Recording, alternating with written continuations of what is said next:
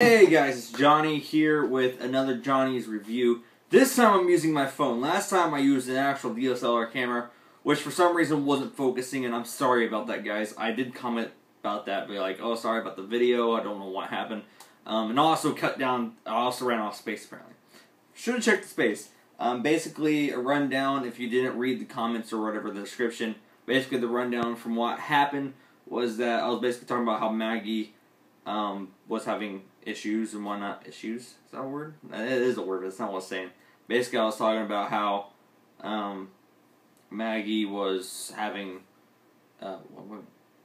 Maggie lost the character each season since she started. So season 2 she was in, and then the next thing you know she lost her sister, and then all of a sudden she loses her father, and then all of a sudden she loses her other sister, and then the other season she loses Glenn. So every season she's losing somebody. So that's basically what I was talking about, and the rest was just rambling on. It was basically a bunch of predictions. If Rick doesn't die now, he's going to die. He will never die. The only people that might actually die is Aaron and Abraham. That's about it. Everyone else is pretty much safe, from my perspective. And a bunch of Alexandrians are going to die. Anyways, now let's actually get to this video. This video is on Once Upon a Time. If you haven't watched Once Upon a Time, the most recent one, I think that's Season 5, Episode 4, I think is the most recent one.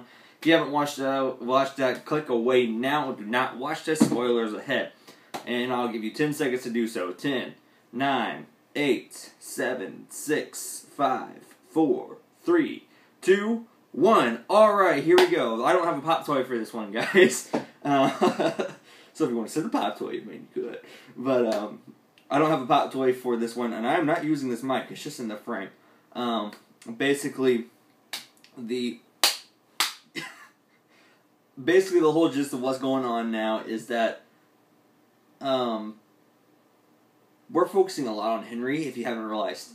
What I've realized is that when you focus on Henry, the story is a lot about Emma in general, but I mean, if you look on Henry, Henry is not very often in the show. He is, but not as often recently, but he's really into this one. And they keep talking about, since Emma is actually the savior and at the same time the Dark One, it kind of has a issue at the same time of who's the hero now. And some people have thought about Regina, some people have thought about Merlin. I mean, some people's even thought about, King Arthur being here. I honestly have predictions that, a theory that Henry is the hero for this one. He was basically the hero in the Netherlands season, which is like the best season ever. Basically, that one, thinking about it, his great-grandfather and great-grandfather's a whack, and, it's just, and they needed the pure blood, would have been Henry, so, you see what I mean? Basically, where I'm going here is that either Henry, it's too obvious that Henry's the hero. I have a theory on that, but that's not what this video is about. Well, it kind of is. Depends on which way I'll go. Either one, I'm trying to prove at this point that Violet is the hero, the new character. Simply because it's a character that's newly introduced, and it plays a big toll, and she's in there a lot. And we don't know really anything about her, other than the spark that Henry and her have. Basically, Henry is... They obviously, they're young love, basically, going on. And so if you realize the hero of this whole thing, I actually think it's going to be her. And it's going to be, you're probably going to go, oh, how? That makes no sense. Well, I also predicted that Peter Pan was Rumpelstiltskin's father. So, yeah. And you guys were like, how did you do that? Since the very first episode, I said Peter Pan is Rumpelstiltskin's father. I called it. Yeah. Or first or second episode, or whatever. But you see what I mean? It's stuff like that. But the whole idea, basically, I think this actually might be the very end of Once Upon a Time, unless they could figure out how to do it without a Dark One. The end of this season, there's going to be no more Dark One, probably. The Dark One's going to be gone, the Dark One's not going to be there, and, keep covering my mouth, my face. the Dark One's not going to be there, and all this other stuff. Well, the only way to do that is to get rid of the darkness. It's an Emma, which I think Merlin's the only one that can do that. Well, also, I think they're probably going to have to do something with a pure heart, which is Henry. But at the same time, you also have the new character, Violet. So either you could end up using either one.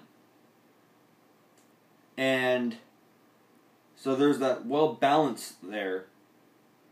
And I guarantee Henry, I mean, he's a pretty forgiving guy, but after what Emma did to him, as you've seen in the episode, how she ripped out Violet's heart, blah, blah, blah, blah, blah. Yeah.